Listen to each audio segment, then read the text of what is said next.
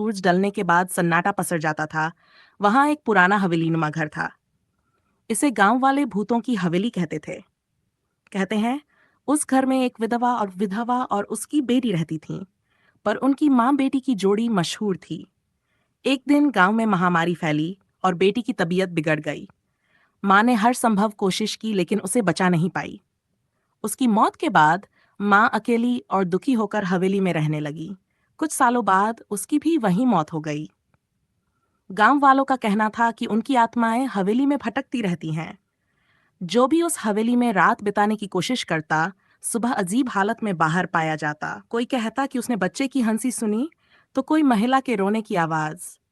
एक दिन गांव के एक बहादुर युवक ने तय किया कि वह सच पता लगाएगा। वह हवेली में गया और रात भर वहां रुका। आधी रात को उसे लगा जैसे किसी ने उसके कंधे पर हाथ रखा। पीछे मुड़कर देखा तो एक सफेद साड़ी पहने महिला खड़ी थी। वह उसे देखती रही और धीरे धीरे गायब हो गई।